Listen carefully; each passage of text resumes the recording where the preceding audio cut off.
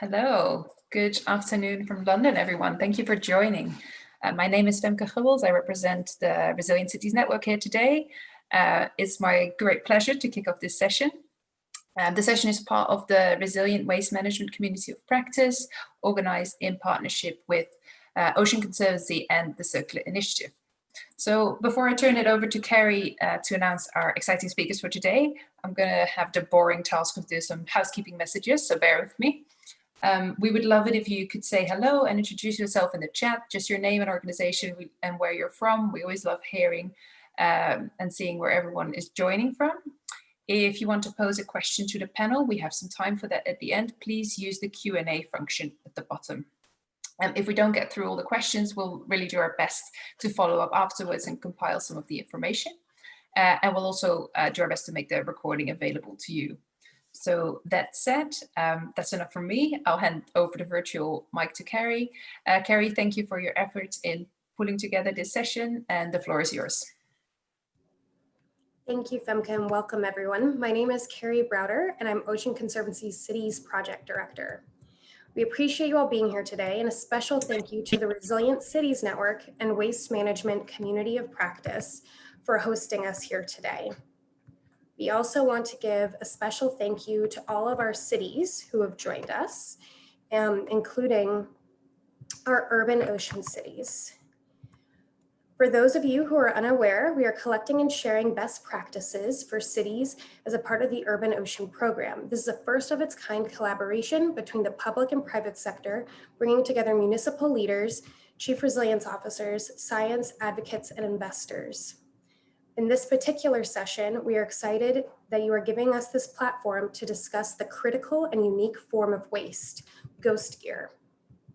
We are proud of what we have accomplished so far with our partners, the Resilient Cities Network and the Circulate Initiative, and wish to extend a thank you to our first cohort of cities, which include Malacca, Panama City, Pune, Semarang, Kenta, Milan, Christchurch, Toyama, and Rotterdam. They are leading the charge to decrease the needless plastic wastes currently choking our communities and oceans. And today we are here to welcome the Ghost Gear Initiative.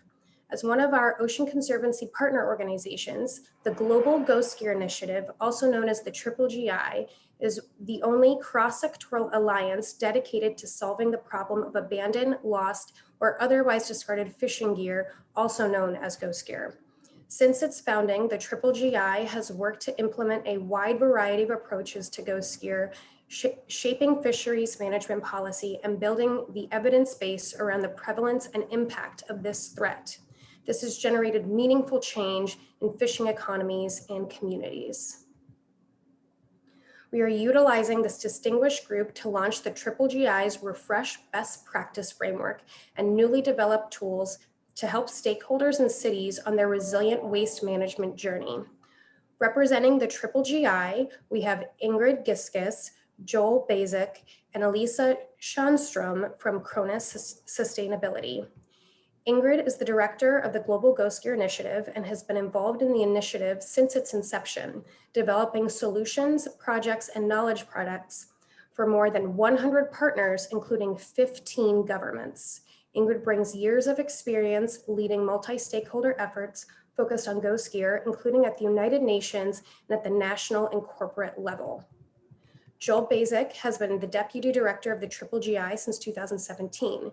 Prior to taking on this role, Joel worked for 20 years in the Canadian fishing industry, 13 of which he worked for Canada's largest commercial fishing harbor. During this time, Joel started a recycling program to find a sustainable way to dispose of end-of-life fishing nets. In 3 years, this program managed to recycle 150 kilograms of end-of-life nets. Alicia Schanstrom is the manager of corporate engagement and research for Cronus Sustainability and is leading the effort to develop the GGI's best practice framework. Thank you very much, and I will turn it over to the Global Ghost Gear Initiative. Thank you very much, Carrie. Can everybody hear me? Terrific. Yes.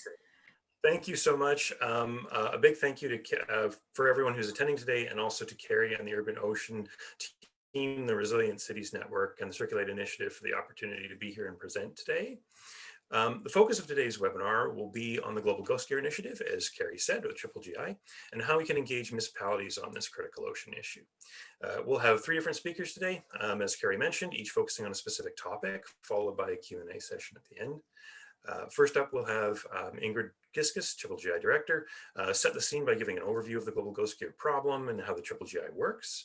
Then we'll have Elisa Tjernström from Chrono Sustainability to give an overview of a new suite of tools that Carrie mentioned that we've developed on best practice management or best practices for the management of end-of-life and deployed fishing gear. And finally, we'll be hearing from me on 6 specific ways that cities can engage on this issue and highlight the recycling opportunities that are available because of the materials that most fishing gear is made out of before we open it up to some Q&A. So just to set the scene a little bit. So with that, I might hand it over to Ingrid Giskus for an introduction to the Triple GI. Ingrid, over to you. Great. Thanks so much, Joel and Carrie and everyone for welcoming the Global Ghost Gear Initiative to this webinar today. It's wonderful to see so many people from all corners of the world participating. Seems like the Open Ocean program is really a global network, which is really similar to the Global Ghost Gear Initiative approach in trying to engage stakeholders from all different walks of life on this topic. So before I dive into what the Triple GI is, what we do, what different projects look like, and how cities can really help engage on our ghost gear waste management journey, I just quickly wanted to chat a little bit about what ghost gear actually is and what the impact of this global threat means to our cities and our oceans. Next slide, please, Joel. So you all might be familiar with some of the statistics on the slide, but ghost gear is a common name for ALDFG, abandoned, lost or discarded fishing gear. And because fishing gear is designed to catch marine life, it is one of the most harmful forms of marine debris if left in the ocean, especially due to its properties of ghost fishing. It is estimated that about 640,000 tons of ghost gear is left in our ocean each year. However, that figure is based on an outdated study, and so hopefully in the coming months, we'll see more research coming online, really quantifying the impact and breadth of the problem right now. But it is thought that it might be a lot larger today. Ghost gear is not only a marine pollution problem, but it does also have a really significant impact on food security. 5 to 30% of fish stocks in some fisheries can be impacted due to the effects of ghost gear or of ghost fishing, really impacting on coastal communities and people's livelihoods. And that's why it's an important topic for cities to engage on as well, not only for ports and harbors, but also considering the communities around those cities that depend on our oceans for their livelihood. Next slide, please. So the causes of ghost gear, often it's thought that ghost gear is caused through intentional causes, so due intentional discard of gear at sea. However, most of the causes of ghost gear are really unintentional. It can be caused to adverse weather conditions, marine traffic, spatial pressures, malfunction of gear tracking systems, or indirect causes such as lack of disposal facilities, which is something that Joel is going to talk a little bit more about in his presentation on how cities and municipal authorities can really play an important role there. And so I think for the Triple GI, it's always really important to highlight that fishers don't want to lose their gear. Fishing gear is expensive, and so intentional discard is only a really tiny part of the problem. Next slide, please. And so within the Global Ghost Gear Initiative, we really have a threefold approach across the 3 R's. We try to reduce, remove, and recycle fishing gear. And again, in our presentation later on, we'll highlight how cities and municipal authorities can play an important role across those 3 R's. When we develop programs or projects or engage with different stakeholders around the world, we always have the ecosystems, our ocean's life, but also people's livelihoods at heart.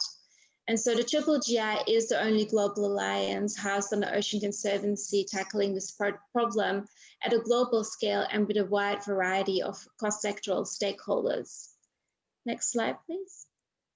And this map really shows the cross-sectoral and global nature of the initiative, and some of the countries where we're currently active in also overlap with the Urban Ocean Programme and some of the cities that are currently engaging.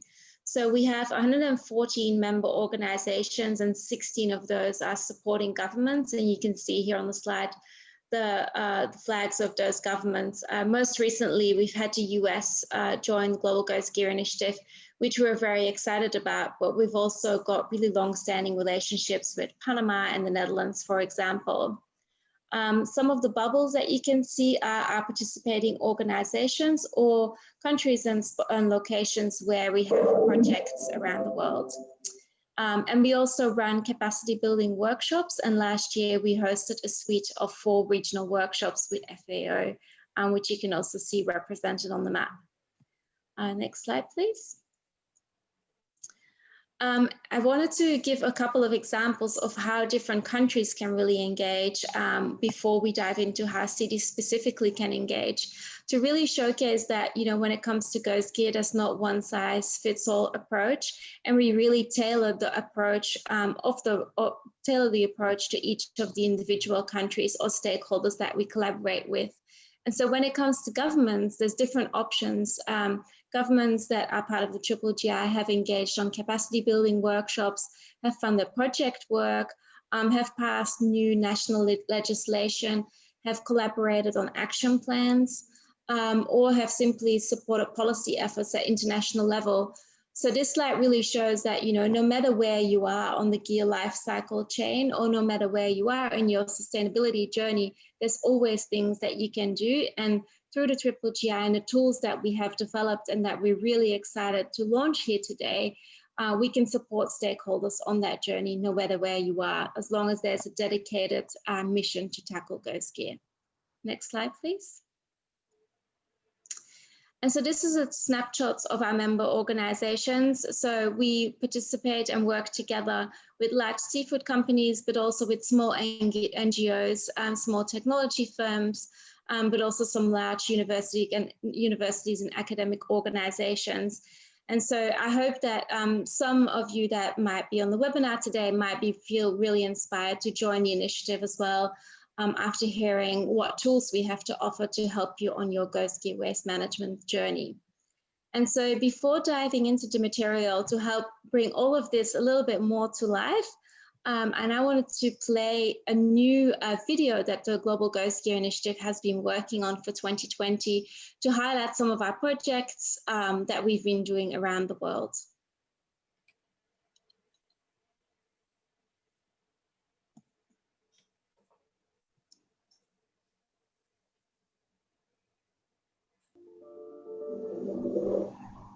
The ocean is vast, powerful, with life. Sadly, it's also simple.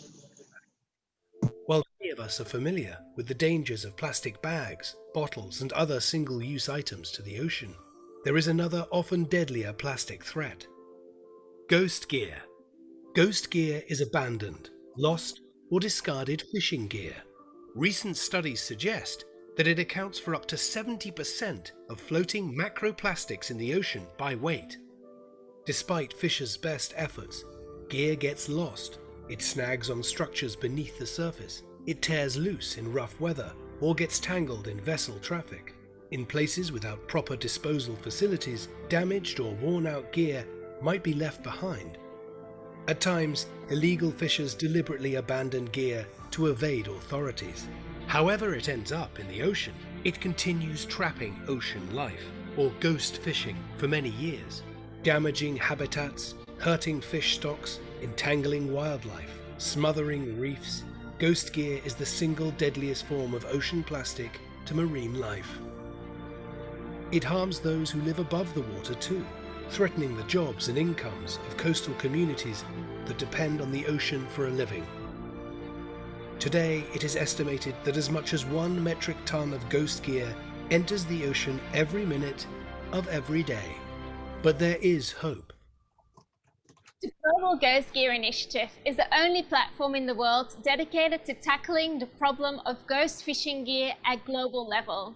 Part of Ocean Conservancy's Trash Free Seas program, The Triple GI unites members of the fishing industry, academia, governments, intergovernmental organizations, and NGOs.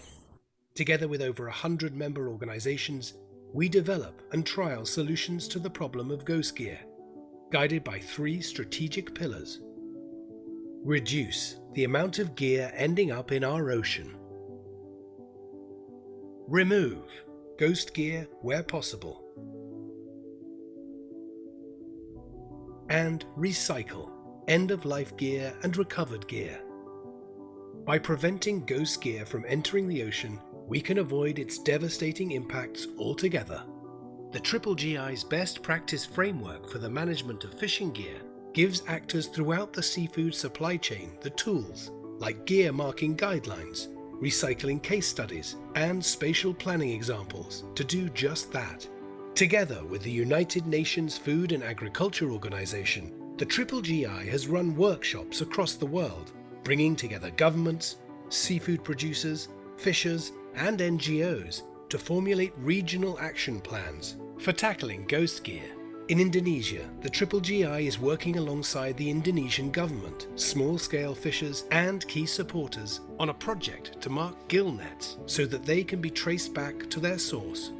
In the South Pacific, the Triple GI is collaborating with the governments of Vanuatu and Canada to trial low-cost methods for tracking fishing gear and identifying ghost gear hotspots, with the aim of informing fisheries management policies. In the Caribbean, the Triple GI is working with fishers, fisheries managers, and technology companies to address lost gear in local trap fisheries and support effective gear recovery. Another way the Triple GI is tackling ghost gear is by removing it from the ocean and supporting responsible disposal methods for end-of-life fishing gear in ports and harbours. In Maine, working with Ocean Conservancy, the Gulf of Maine Lobster Foundation, and 11th Hour Racing, fishers removed over 9 metric tons of ghost gear from Gulf waters. This is the Triple GI's single largest removal effort to date. In Myanmar, the Myanmar Ocean Project works with local communities to raise awareness about the impacts of ghost gear, as well as survey and recover ghost gear. In Panama, the Triple GI, the Panamanian government, and FAO ran a ghost gear recovery dive workshop, training over a dozen divers to safely remove and sustainably dispose of ghost gear from the ocean. Once considered a harmful burden or waste, end-of-life gear can become a valuable resource through recycling by companies like Triple GI members Plastics Global, Bureo, and Fourth Element. In Chile and Peru, Bureo is working with local fisheries to create a circular economy through the collection and recycling of end-of-life fishing gear. Bureo uses the recycled nets to create a variety of innovative products. And Fourth Element have pioneered the use of recycled nylon from ghost gear in a range of products, including performance water sport clothing, swimwear, and wetsuits. Our ocean is under threat. Time is running out to turn the tide. But all is not lost. Together, we can work towards a ghost gear-free ocean for all.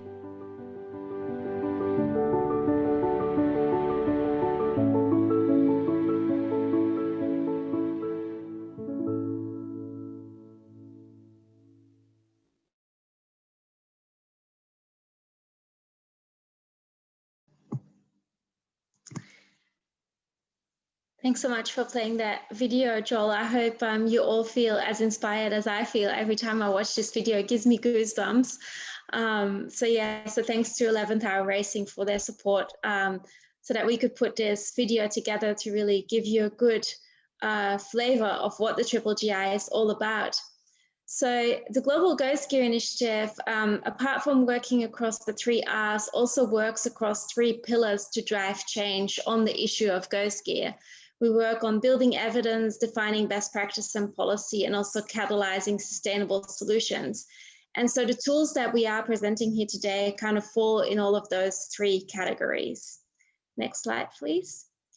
On the build evidence side, the Global Go Skier Initiative has the largest data depository in the world when it comes to Go Ski data. We host about 300,000 records at the moment and counting every day. And data can be uploaded either through bulk upload or through an app. And all of you here on the line can really help build that data set to help us understand where the problem is occurring, why it is occurring, and the impact that it is having, so that when we develop these solutions and promote these best practices, they can be really tailored. So Joel will be highlighting in his presentation how everyone here on the line can contribute to that data gathering exercise. Next slide, please. When it comes to solutions, I think the video did a wonderful job of explaining what solutions out there look like. But to just give you one kind of highlight solution project that we call a typical implementation of the Global Go Skier Initiative solution project Blueprint is our project in the Caribbean region. Next slide, please. So we are working together with Jamaica and Grenada to do exactly, exactly that in terms of implementing the 3 pillars of the GGI. We are doing a hotspot mapping analysis, so we are collecting evidence using a survey method developed by UNFAO. We are also trialing innovative fishing gear to track and mark fishing gear out there in lobster fisheries, so working on best practices and implementation of those. We're also building the capacity of local stakeholders on how to use those new technologies and how to gather that evidence. And then last but not least, we are also working in incorporating some of the best practices that we have highlighted in our tools in policy measures and insurance schemes. So to really make sure that all of those are embedded in policy as well. And so this case study, like some of the other projects that were shown in the video, show really a holistic approach from the Global Go Skier Initiative when it comes to addressing Go Skier. Next slide, please. But the star of the show today is really the best practice framework for the management of fishing gear. So we have developed this document, which was launched in 2017, and is the only comprehensive set of guidelines referring to all major actors around the seafood supply chain and the gear life cycle. And it shows how everyone can be involved, like I mentioned, whether it's a city, whether it's a government, or whether it's a seafood stakeholder. It shows which 3 types of fishing gear are in the top 3 in terms of the likelihood of them getting lost and the impact of them being lost, in our ocean. And it shows that gill nets, pots and traps, and fish aggregating devices are in our top 3 of fishing gears. And so generally our solution projects also focus on those types of fishing gear. Next slide, please. And so without wanting to dive in too much into the framework, I just wanted to share in my last slide that the best practice framework isn't just a guidance document. It's a real living document that we want to see implemented as much as possible, whether it's in city plans, whether it's in national action plans, or whether it's in solution projects. And to that extent, we have been hosting workshops around the world to facilitate this. However, now that we are operating in a virtual world, we've developed a couple of new exciting training tools to replace these face-to-face workshops and really make sure that everyone that is part of the Global Go Skier Initiative has access to these tools and can implement the best practice framework in their day-to-day work. So I think I've come to the end of my presentation here, just giving you a short overview of what Go Skier is, what the GGI does, and hopefully make you a little bit inspired to start looking at some of the tools that Elisa will present on now and how they might be useful for your work around the world. Thank you. Thanks so much. And yeah, it was a great segue, great introduction, and also a great segue into the next part of the presentation. I will hand it over now to Elisa to give a talk about some of the tools that Ingrid had mentioned that we've implemented, and to give some guidance for some of our members on how to implement this best practice framework. Elisa, over to you. Sure, thanks, Joel.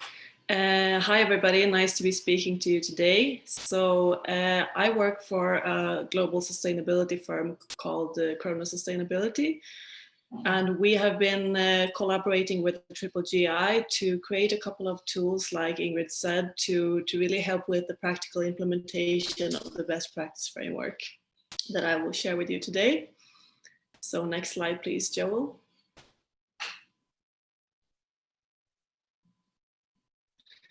So what we've done is that we've created a companion guide, which is sort of breaking the best practice framework down into certain practical steps. This is the first of two tools that I'll be presenting to you. This guidance document really is about helping stakeholders to outline a structured approach to the issue of ghost gear and really showcase in a tangible way what needs to be managed, monitored, and reporting. So it's to really guide all the different stakeholders that are relevant to the best practice framework for how to manage this issue as effectively as possible. Next slide, please. So the guide is, The guide is really showing how stakeholders can integrate ghost gear prevention strategies into their management systems and sustainability programs. So here we can also see the links to cities and the sustainability programs and systems that you have. And I will talk you through this stepwise management approach so you can really see how you hopefully give you some inspiration of how you can tackle this issue in a more systematic ways in your cities. Next slide, please.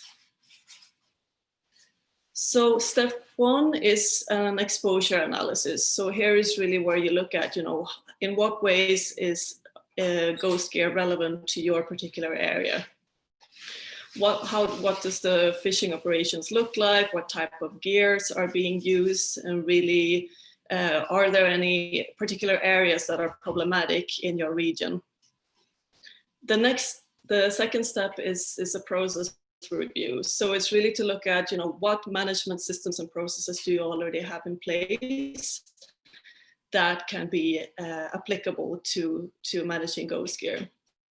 Step three is about policy development.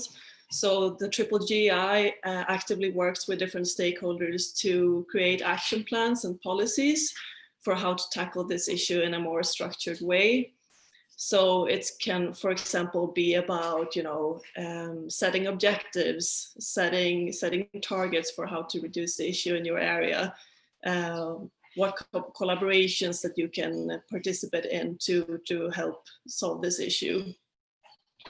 So step four is the natural step following on from that, which is really about the implementation. So here you talk a little bit more about who is responsible at a city level, municipal level, for example, or is it more a private structure, or is it more municipals? Because every region is different, so it's about who has what function and how can the different parties best collaborate. And this fifth step is really about monitoring, reporting, and reviewing. So, you have your plans in place, you have set your objectives, and how you can monitor progress and hopefully report on that, so you can see a stepwise progress over the years. Next slide, please.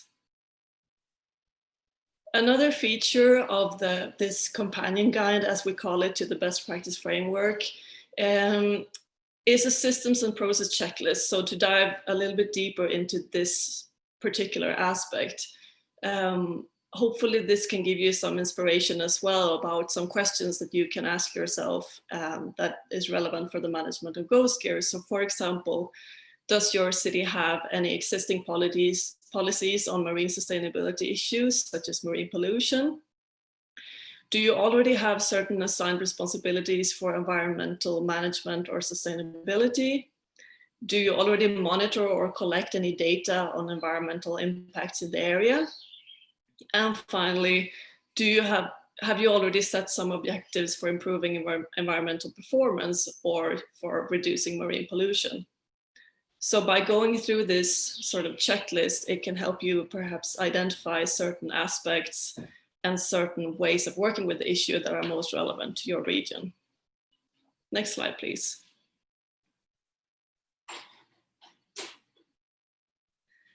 As another example, just to showcase a feature from the best practice framework, this framework really works with a prevention, mitigation, and cure approach. And I just thought I'd highlight one of the examples from the prevention side that is relevant to you as cities. So it's the point about improving end-of-life fishing gear and disposal facilities. So the best practice framework talks about the importance of effective gear disposal that needs to involve recycling and reuse of end-of-life fishing gear, as well as alternative uses of end-of-life fishing gear. So the role of cities can really be to support these efforts to provide, for example, less costly means of end-of-life fishing gear disposal. It can be about, supporting harbors and ports, providing disposal facilities, or through reuse and recycling initiatives. Next slide, please. I also thought that I would mention a couple of objectives, what these can look like, what kind of objectives that can be relevant for cities. So it can be, for example, to finance or support specific projects to combat ocean pollution. For example, like I mentioned, recovery and recycling of fishing gear, and can also be participating in what you call fishery improvement projects. It can be about supporting research and development projects on issues such as gear marking, traceability, and end-of-life gear management. Another idea can be to support awareness raising and training, for example, by training local divers on techniques and tools for effective gear removal and recycling. And finally, another example would be to participate in partnerships on marine sustainability, such as the GGI. Next slide, please.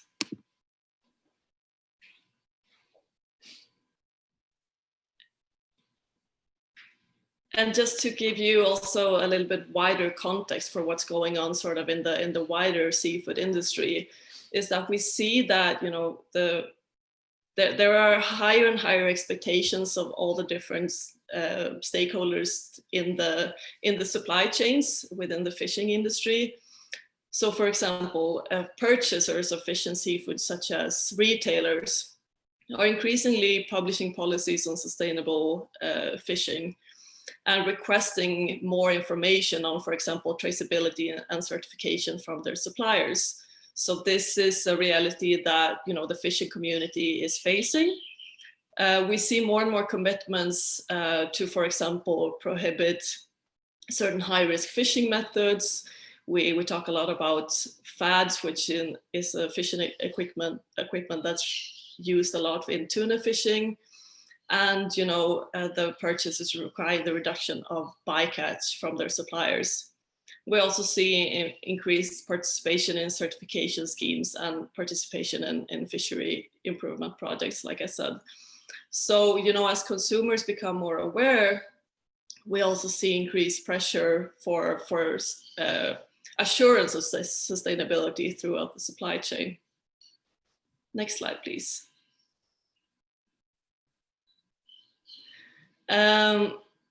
So in terms of this, in terms of,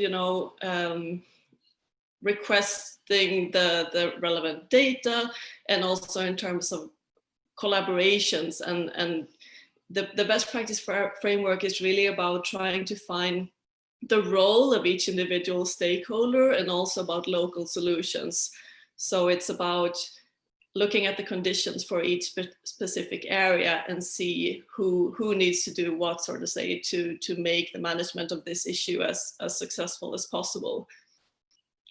So, cities can play an important role in many ways. You are the ones having that overview about locations, what fishing practices are going on, what vessels are operating within the area.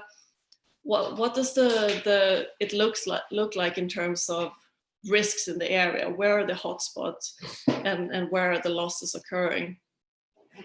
We also see, cities is as really important in the collaboration, like I've mentioned, with enabling efforts from the industry and different stakeholders coming together. Cities can also participate in recovery efforts and providing records on these. And like I've mentioned before as well, to facilitate port reception and supporting recycling facilities in the area. So other than supporting and bringing people together, it's also about knowing, having awareness of the issue and making it visible in the area. Okay, next slide, please. So the second tool that we've created is really an online training tool, which is based on similar information as the companion guide, just bringing it more to life and making it in a more engaging way for people to go through this stepwise approach to the management of ghost care. So here we will show you a sneak peek of what that looks like. You can play the video. Thanks, Alyssa. I'm actually just going to quickly make sure that I had hit the right button before we, yes, I do have share computer sound on. Okay, apologies, here we go.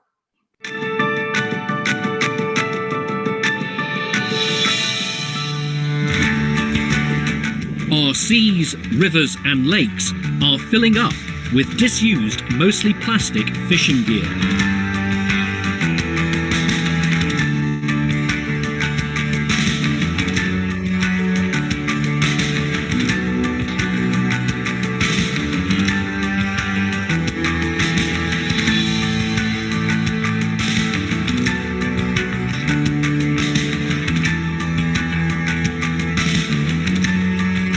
You should monitor and regularly review your performance against your Ghost Gear policy commitments and Ghost Gear related objectives and targets. There are different audiences for your reporting. This information is likely to be of interest to clients or customers, for example retailers, who want to know how you manage Ghost Gear and who are increasingly demanding traceability and proof of sustainable fishing practices.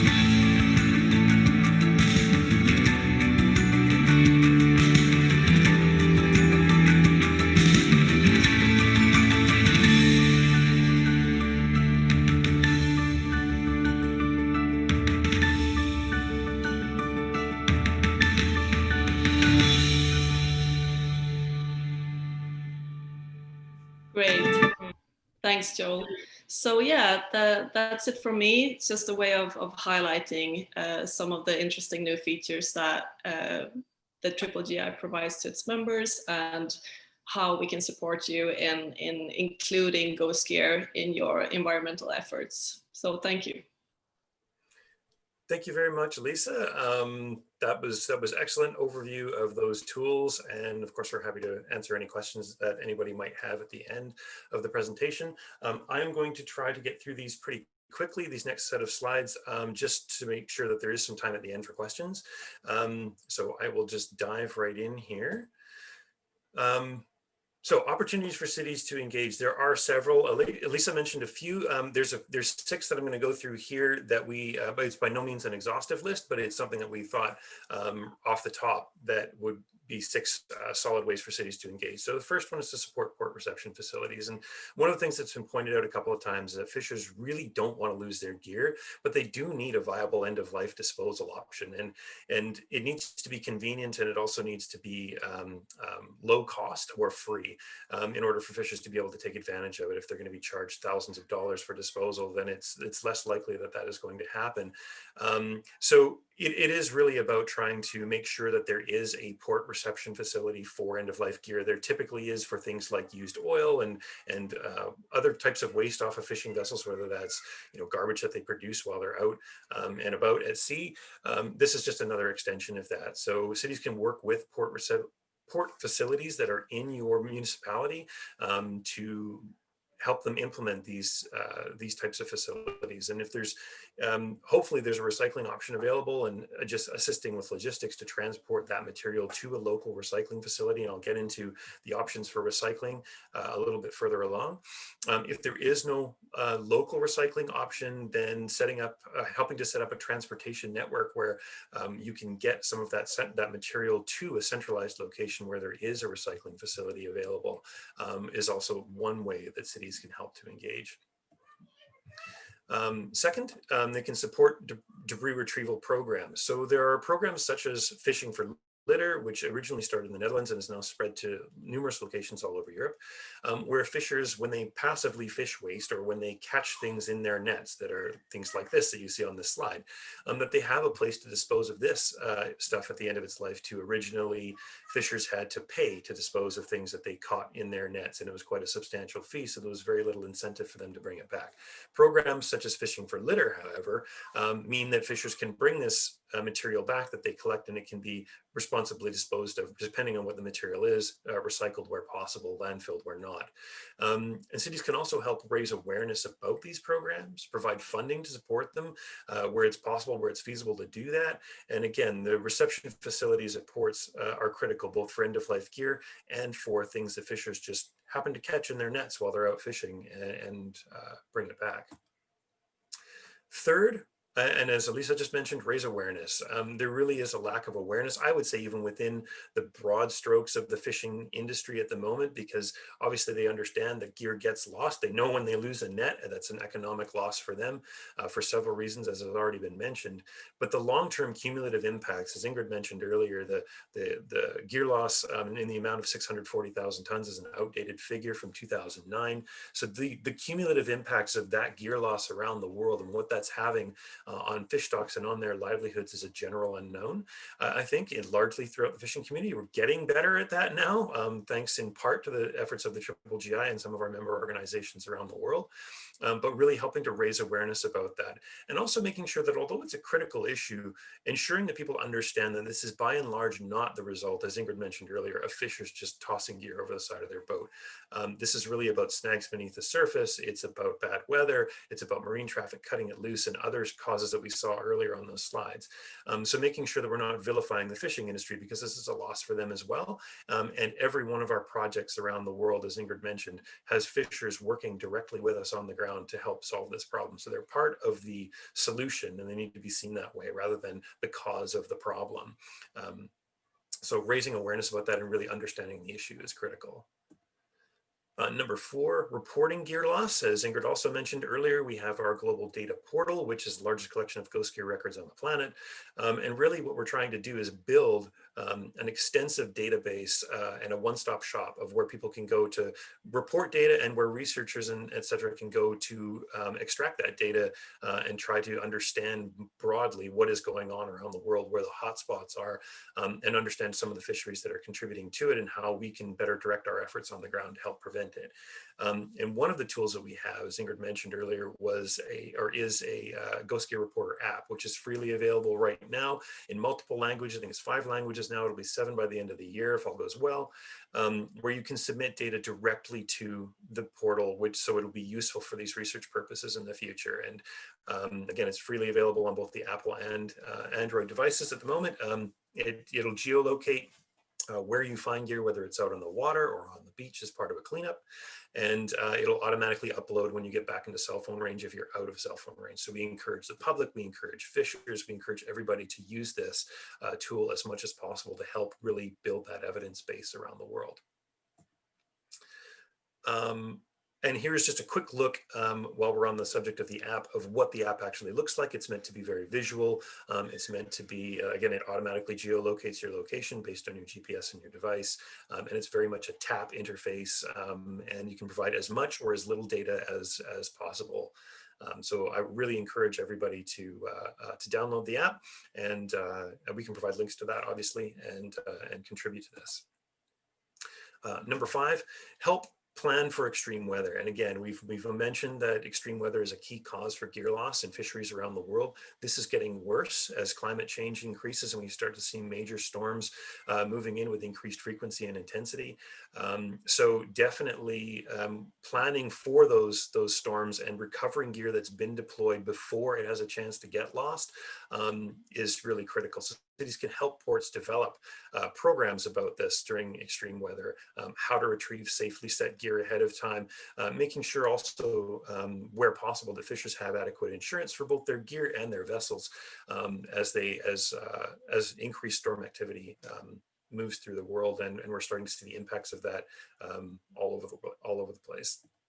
And then finally, number 6, to help repurpose end-of-life gear, and we've talked about this a lot already today. Most gear is made of a recyclable material, as I mentioned. It can be a little bit difficult to work with. It's not a typical waste that you would normally deal with, so there may not be a local recycling facility capable of recycling it, but there are options available, and I'll go through a case study about how even if there isn't a local one, there are ways that you can deal with this material. So potentially investing in portside commercial shredder is one way to help process the material in preparation so that it doesn't get, because nets get tangled in things very easily, so it doesn't get tangled in processing equipment either at a recycling facility or at a landfill if no other option is available. And all of those 6 points have been condensed into a one-page document that you can see here. We can circulate this to those that are interested, just to give those top-line overviews. And of course, happy to answer any questions on the webinar today or after the fact for those that have any questions and are interested in engaging. So again, we'll circulate that one-page document after the webinar. So when we talk about recycling, circular economy, most fishing gear is made of either nylon, polyethylene, polypropylene. However, like I said, challenges, consistency of supply. In order to get a recycler to bite on it, they need to make sure that they have enough to actually recycle it. You need to make sure it's clean enough to be recycled. So whether it's been recovered and it's covered in algal growth or other biomass, needs to be cleaned in order to be put into recycling. And also you need to make sure that you have a transportation logistics system to get the material from where it's collected to where it can be recycled. So they are challenges, but they do have solutions. So as Carrie mentioned earlier, my previous role, that was me at Steveston Harbour, where I worked for 13 years, or sorry, for 20 years, 13 of which as operations supervisor. And in that role, I created an end-of-life net recycling program. And again, I was looking at these end-of-life nets that were lying around the harbour with no way for fishers to really realistically dispose of them. It took about a year to work out the logistics in terms of transportation costs and customs, export duties, and things like that you would never even imagine. But we managed to get it done, and we were having to ship the nets from basically south of Vancouver, British Columbia, to Slovenia in Europe, sort of in the northeast corner of Italy. So really it was about proving this as a concept. We were aware of the carbon footprint associated with that, but we needed to ensure that there was a way to do this and there were no local recycling facilities. But we were able to do it in a way that was cost neutral to the harbor because there was material value in the nylon 6 that we were shipping to our recycling partner there. So we were actually able to pay local fishers to strip the net into its various components, to bag them in preparation for transport. Steveston Harbour staff loaded the shipping containers as we were sending them to Aquafil. Again, the first load went out in 2014. Turned out that the material was of extremely high quality, about 96% purity, which was excellent.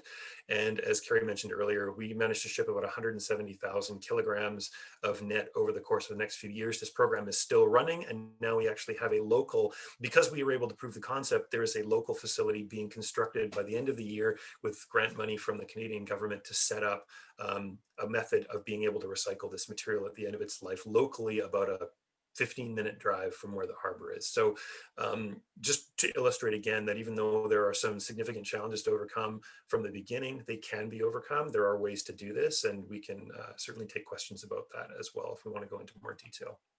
And just a quick note on some products that are made from Ghost Gear from some of our members. We have cycling bags from Axiom Cycling Gear up in the top left. We have socks and other wearable materials, shirts and things like that made of Econyl from Healthy Seas. We have actually just crafts that are made out of actual ghost gear itself from Arab Arts in the Torres Strait in Australia. Boreos is making things like skateboards and sunglasses and even Jenga Ocean out of recycled material. And then we have bracelets from Bracenet made out of recycled gear. And Fourth Element is making things like wetsuits, and we heard that in the video as well, wetsuits and performance swimwear. So there are end-of-life options for gear. I'm just going to leave it there so that we have a little bit of time for questions, and yeah, let's open the floor and see if we have any questions. Thank you, everyone. Thank you, Joel. We appreciate that presentation, and thank you to our other presenters as well. We have a few questions and not that much time. So I just wanted to preface that if we don't get to your questions, we'll try to follow up when we provide our general follow-up email with recording next Monday. And if you find that you have any other particular questions, we'll provide some contact info so we can get back to you as well. Our first question to the group, or first few couple questions, comes from our colleagues in Pakistan. They were wondering if you have any recommendations for tackling ghost gear that might be a bit deeper or at deeper depths in water, where it's more difficult for some of the divers to get to in more shallow waters. We'll start there. Yeah, sure. Excellent question. So if I'm understanding is, do we have methodology to retrieve gear that's in deep water as opposed to shallow water? Correct. Yeah, it really does depend. I mean, most of it will be done with divers where possible because it's targeted and it's easier to actually lift it up. It can be dangerous though, so you need to make sure that the divers are properly trained in that type of removal. Where you have deep water and potential sandy bottom and where you don't have a lot of topographical features down there, you can use grapples depending on the type of net. We obviously don't want to do more harm than good to the local marine environment, but in deeper water, we tend to try to use grapples. I think each retrieval project would have to take into account local considerations, as every GGI project does. But all that is to say that yes, and we're also exploring things like UAV retrieval for extreme deep water. It's sort of cutting edge. It's has yet to be tested in any large scale, but these are all options that we're exploring. So the answer, in short, is yes. We're looking at ways to do retrievals in deeper water, ensuring the safety of everybody involved. Thank you. And in a similar vein, have you ever used underwater remote cameras to identify hot spots for ghost gear underwater, and how effective have such cameras been? Yeah, absolutely. So there's a couple different ways. Recently in Myanmar, our project there that just finished up about a year ago, we used some some ROVs underwater to identify hotspots, and also to sort of it was less effective in doing large scale surveys because UAVs tend to not move very quickly, and also ocean currents can blow them around a lot, so you don't always know exactly where you are. But once you've identified an area of a hotspot, an ROV is very useful for identifying what's actually down there and giving potential divers or whatever the retrieval method is going to be a visual view of what is actually going on. How do they need to prepare for it? You know, what way is the current going so that they can be as safe as possible if there's a part of the net that's blowing around in the current. We don't want it getting entangled in their equipment. So for that purpose, ROVs have been very, very useful. In our experience, less so for large scale surveying, but as our ROV technology increases, that you might see that change. Thank you. Do you have any recommendations to pilot tagging gill nets with small scale fisheries like the ones you demonstrated in Indonesia? Actually, I don't know, Ingrid, if you wanted to speak to that particular question, given your close affiliation with Indonesia. Sure. Yeah, so when it comes to the marking of fishing gear, one of the guidelines that we closely follow in the best practice framework is the voluntary guidelines for the marking of fishing gear, which were developed and launched by UNFAO. And so we started with a small pilot program in Indonesia, specifically on small scale gillnet fisheries. There's a report on that initial work that we can circulate as well to the group. But basically in that initial fishery, we tried different gear marking technologies ranging from really natural materials such as bamboo markers to using RFID decos like you saw in the video. And so the project is still ongoing. We're now in the third phase. And still figuring out which gear marking technology enables us both through respect to natural environment, but also gives us the required information that we need also when it comes to lost gear reporting, traceability, etc., and how we can combine combine these requirements in the one technology aspect. But if anyone on the line is interested in setting up a similar project in their region, whether it's for a gillnet fishery or a lobster fishery or something else, please do get in touch so we can share some of those recommendations with you. Thank you. A few others. In regards to the online training, what is the audience for your training? From the video, it looked like it was addressed to businesses. Could you please clarify? Yeah, that is true. Mostly that training is for our corporate members in the seafood industry and in the retail sectors. That's what those tools have been tailored to. That said, this is our first implementation of those tools. So if there's interest from other organizations or other stakeholder groups about similar tools where it makes sense to do so, I think we'd be interested in having those conversations. This is, again, the first suite that we've been doing, targeting those specific stakeholder groups because they just have such a large impact on the seafood supply chain. So when we're looking at preventative impact at scale, looking at those major global corporations and seafood companies that have such a large footprint is a good way to, again, to address that at scale in a very large way. But again, if there is interest from other stakeholder groups, then we're always interested in talking to anybody, and we can have a chat. Thank you, Joel. Does dive against debris data roll into the GI's database? Yes, anything to do with lost and abandoned fishing gear. Currently, we have an agreement with the dive against debris data for it to come directly into the GII database. So the answer to that question, yes. Thank you. Would it be possible to organize an agreement directly with partners that use ghost gear for their products and the ports that are starting to collect their own gear to incentivize the fishers more to recycle by paying them directly for the ghost gear collected? Yeah, I mean, it certainly can be. When I was creating my program in Steveston, what we found is that fishers were having to pay to dispose of their gear, or they were having to store end of life gear, gear that was no longer useful for fishing, and they were having to pay for that. So there was a cost associated either way.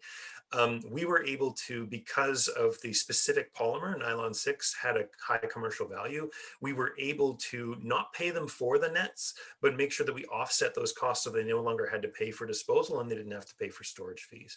So the shorter answer to that question is depends on the polymer. Certain ones are worth more. Nylon 6 can be recycled over and over, which makes it more commercially valuable on the recycling market, whereas polyethylene, polypropylene less so.